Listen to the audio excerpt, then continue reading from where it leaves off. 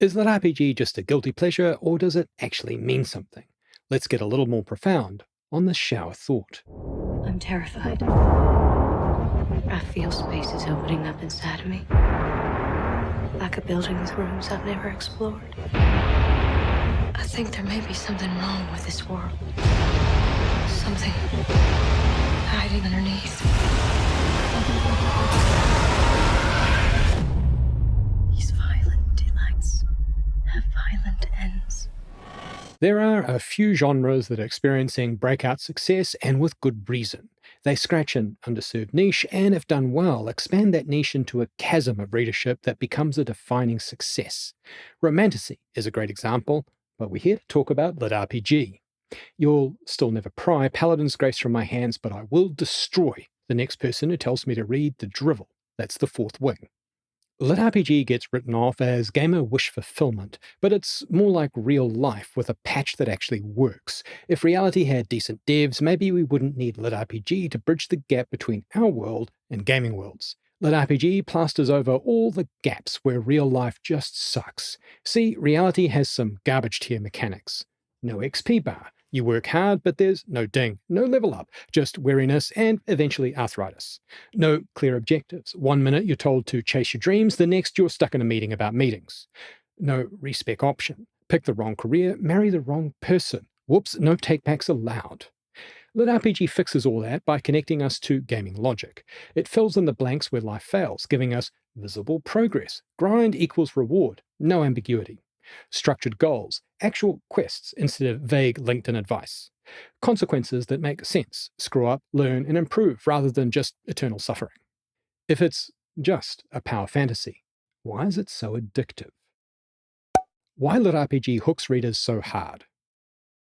Since the dawn of time, humans have been telling stories and playing games, sometimes simultaneously. Cave persons role-played mammoth hunts before the first dice were ever rolled. A bard spinning a tale around a fire was just early access LitRPG with limited DLC. LitRPG fuses these two primal urges into the ultimate escapism package, a story to follow and a game to play, minus the microtransactions. It works so well because progressing the story is addictive. Stats, XP, and skill trees. Your brain loves that stuff. LitRPG gives clear goals and progression. It's why kill 20 goblins feels satisfying, while network with colleagues makes you want to yeet yourself into the sun. A predictable reward system is S tier, because real life doesn't tell you when you've leveled up. What does a vague good job from your boss actually mean? Traditional fiction says slow burn, emotional growth, quiet revelations, a deeply human transformation. 400 pages. LitRPG says, TLDR, lol, here's +5 strength, now go suplex a wyvern. There's an extra kick in LitRPG because you actually feel the protagonist getting stronger. Compare that to classic fantasy where some heroes start at max level and just vibe for 3 books. Take Aragorn. He doesn't need to grind XP, he logs in fully geared and with pre-order bonuses. The Lord of the Rings delivers him fully specced into Ranger, King, and Certified Himbo. His existence drives home what Boromir really needed was a save point. In LitRPG, victories feel earned, even when the main character is cheesing the system harder than a speedrunner on a world record attempt. That's a rush you don't get from real life, where 8 straight hours of meetings just leave you wondering if you've leveled up in anxiety. Where reality fails spectacularly, LitRPG provides a structure. In reality, there's no UI, no tutorial, and no helpful quest log explaining why your coworker passive-aggressively CC'd your boss. But in LitRPG, progress is tangible. Kill 10 slimes, get stronger. Do that in the real world, and all you've done is attract local authorities. Your 9 to 5 might not award you Employee of the Month for doing 12-hour days, but if LitRPG were in charge, it'd be, ding, congratulations, you've unlocked Enhanced Productivity Level 2, now with 10% less despair. The Urban Fantasy Effect. Question. Why does LitRPG feel so easy to pick up? Answer. Because half the world building is already in your head. Urban fantasy led the pack on this one. It lets readers hit the ground running because they already know how cities work, what police do, and that werewolves probably aren't just hanging about in Starbucks. I pillaged this gold mine and left with a sack of loot when drafting my latest novel, The Three Faces of Fate. I don't have to tell you what a city like Anchorage looks like. I just need to tell you about the bullshit redcaps and banshees are putting the fine citizens of Valhaven through. LitRPG works because it doesn't waste time explaining what you already know. In 2021, the Entertainment Software Association reported that 227 million Americans, roughly 70%, played video games. Globally, we're looking at 2.7 billion mobile gamers tapping away at screens like their Candy Crush rank is tied to their mortgage rate. Readers don't need a 20-page world-building Bible on how skills work because they already understand XP, loot, and level-ups from the gacha bullshit infesting their phones. This removes the onboarding struggle that bogs down traditional fantasy. You don't need 3 chapters explaining how magic works. Just give your mage a mana bar and boom, we get it. This built-in familiarity is why LitRPG is so easy to devour. LitRPG speaks a language readers already know, skipping the how shit works phase and dropping them right into the action. To put it another way, traditional fantasy has a learning curve and LitRPG has a skill tree you've already leveled up in. From Dream Park to Ready Player One, how LitRPG evolved. LitRPG wasn't born in a vacuum. Before characters were grinding XP, they were fighting for their lives in worlds that felt just a little too real. The old guard of Dream Park and Guardians of the Flame were less about exploiting systems and more about surviving them. Hell, Dream Park played with immersion before VR gaming was even a thing, and Guardians of the Flame asked, what if this wasn't just a game? By mashing together immersive simulation and genuine personal risk, these early works set the respawn point for an entire genre. They rolled a natural 20 on genre innovation, eventually leading to hard-coding explicit game mechanics into LitRPG DNA. Ready Player One didn't just cash in on gamer nostalgia, it 100% completed it. It took the idea of immersive game worlds, stripped out the survivalist grit of Dream Park, and said, what if 80s pop culture was a loot table? Ready Player One wrapped readers in a +1 heavy cloak of reminiscence, playing up virtual escapism as the ultimate power fantasy, where knowing obscure trivia about Pac-Man could save your life. The high five may have been legendary inside the Oasis, but outside they were stuck in the respawn screen of late-stage capitalism. That disconnect between virtual success and real-world struggle is what gives Ready Player One its real stakes. In the end, you can't clip through poverty. Where early LitRPGs asked, can I survive? Modern LitRPG asks, how can I break the game? The shift towards stat-heavy storytelling means that today's readers expect more than just immersion. They want mechanics so detailed they feel like they could log in themselves. Some books feel like the protagonist is playing an RPG rather than living in a world. This evolution from raw survival in a hostile world to min-maxing every possible advantage marks a hard pivot in LitRPG's evolution. Dream Park and Guardians of the Flame experimented with immersion and risk. Modern LitRPG runs full speed into system mastery, where knowing how to game the game is the ultimate power. It makes sense. Readers aren't just here for the story. They crave the satisfaction real life refuses to provide. The world doesn't give you XP for surviving 8 back-to-back Teams calls or a stat boost for remembering to drink water. LitRPG does. In a genre where the rules are clear, the progress is measurable, and effort actually leads to reward, it's no wonder readers want to break the mechanics rather than just play by them. If billionaires can break the rules, why can't we? We want to win the game of life too. 3 forks in the road. How LitRPG split into different power fantasies. LitRPG didn't just evolve. It diverged like a skill tree on steroids. Instead of settling into a single formula, it fractured into multiple power fantasies, each offering a different way to interact with the game world. Some are all about raw dominance, where the protagonist steamrolls over everything in sight. Others lean into strategy and problem-solving, rewarding cleverness over brute force. And then there's the chaotic wildcard, where power comes with so many unintended consequences that the protagonist is multiclassing and disaster management. Whatever your playstyle, there's a LitRPG for you. Let's start with VR MMO LitRPG, 2000s to 2010s, the overwhelming juggernaut, aka escapist power fantasy. This is where winning isn't a question, it's a feature. Virtual reality massively multiplayer online LitRPG presents a fantasy of absolute control, where the protagonist isn't just good, they're preordained to be the server admin of existence. This era brought us trapped-in-a-game stories, where the protagonist either starts OP or gets there so fast the devs would nerf them in the next patch. Sword Art Online, the legendary mechanic, and solo leveling define this space. The only real threat to the protagonist is running out of enemies. It's pure power trip fantasy, where the only thing standing between the hero and ultimate victory is the occasional training montage. The catch is, of course, if there's no struggle, there's no tension. The best books in this category, like Solo Leveling, understand this, making sure the protagonist earns their overpowered status instead of just getting handled purple loot at level 1. Why does it work? Because it's escapism, in its most undiluted, straight into the vein form. Readers get to experience limitless power, wreck enemies with wildly disproportionate force, and actually see progress, which is more than we get from replying to work emails.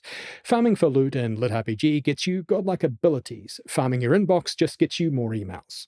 Next up, Dungeon Core and Survival LitRPG 2010s to present. The struggling strategist, or as it's known in polite circles, Get Good the genre.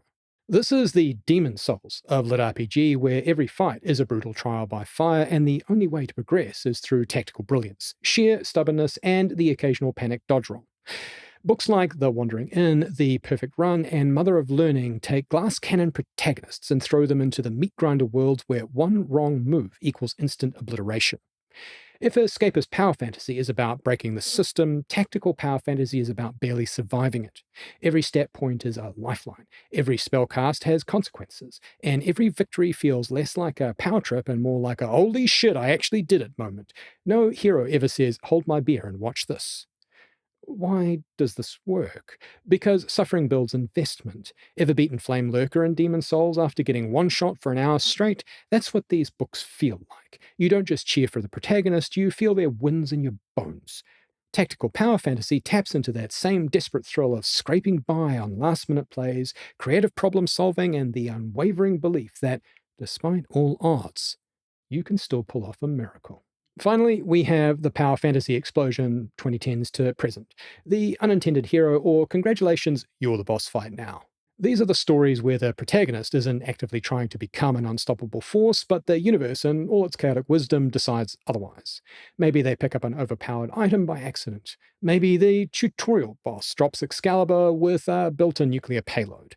Maybe the gods just hate them enough to turn their life into a cosmic joke. Whatever the reason, they keep tripping over power-ups and suddenly they're a walking apocalypse. Books like Dungeon Crawler Carl and He Who Fights with Monsters thrive on this absurdity. These aren't power fantasies where the protagonist grinds for dominance, they're satire-fueled train wrecks where reality keeps bending over backward to make them absurdly OP.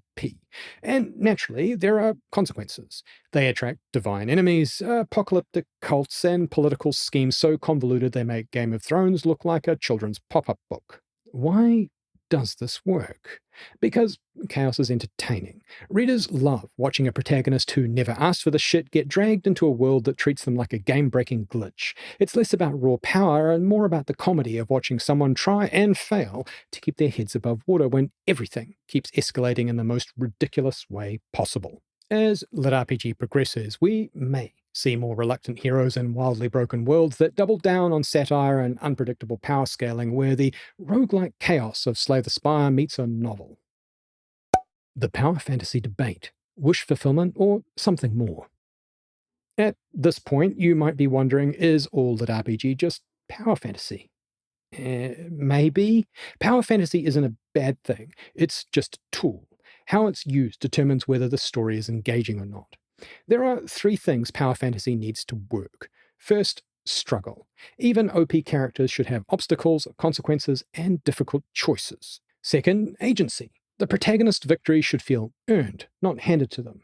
And third, meaning. Power means nothing if it doesn't cost the protagonist something, whether that's relationships, morality, or their own sanity. Power fantasy isn't just about getting stronger, it's about why that power matters. Where our OG lit RPGs of Dream Park and Guardians of the Flame were character-centric, plot-centric narratives, modern lit RPG is an ecosystem of different subgenres. Some are about survival, some about power, and some about becoming the dungeon itself. First, let's check our privilege. Wish fulfillment isn't a crime. Fantasy has always been about escapism. Lit RPG just happens to slap an XP bar on it. I mean, who wouldn't want to start at level 1 and end up as a world-shattering force of awesome? But, and everything before the but is a lie, good lit RPG isn't just about pumping those numbers up. Power is meaningless without something to push against. Struggle makes victory satisfying. Choices make characters compelling. Consequences make stories feel real. Readers don't just want a protagonist who wins. They want one who earns it. So, fellow writers, ask yourself this. Is your protagonist growing or just collecting bigger numbers? Are they facing challenges or just grinding to godhood? If they're emotionally static, permanently untouchable, and so OP they might as well be the game's end credit boss, then congrats, you've written a spreadsheet, not a story. Power fantasy isn't a bug. It's made into a feature by how you use it, and that makes or breaks the story. The future of LitRPG. Where is it headed? Are we at peak LitRPG, or does this grind never stop? Are we about to hit the level cap, or is there a hidden prestige system waiting for us? Here's how I see it. 3 possible in-game expansions for the genre. 1. Ultra Gamification Mode. LitRPG doubles down on mechanics, evolving into books that feel like fully simulated games. Remember those choose-your-own-adventure or fighting fantasy books? Now add in AI-generated dungeon masters, interactive fiction that blurs the line between reading and playing, and books with actual UI elements. This could be groundbreaking or an unreadable migraine factory. 2. The classic RPG remaster. As readers start fatiguing on stat spreadsheets, we see a shift back to story-first lit RPG. Think of it like Dream Park and Guardians of the Flame hitting New Game Plus, where progression matters, but the character arcs and emotional depth take center stage. The game elements enrich the world rather than dominate the narrative. 3. The Great Min-Max Crash. Some books will min-max themselves into oblivion, cranking power fantasy to such absurd levels that eventually there's nowhere left to go. The result will be a market correction, but the best will adapt, blending their god-tier progression with actual stakes, tension, and, wait for it, compelling storytelling. So is LitRPG about to implode? Hell no, but some subgenres are definitely about to get nerfed. So what? Is LitRPG just a fad or an enduring genre? LitRPG isn't some flash-in-the-pan genre destined to be forgotten like Pogs, slap bracelets, or whatever the hell was going on with frosted tips in the 90s. It's been around since the early 1980s, survived the dot-com boom, the rise and fall of MySpace, and has somehow made it all the way to the year of our Lord 2025. A fandom that's thrived for 45 plus years isn't a fad. It's a mainstay, like fantasy, sci-fi, and mage nerfs and WoW. LitRPG isn't just escapism. It's a power fantasy with rules. It gives readers something reality rarely does: clear goals, progression, and a direct correlation between effort and success.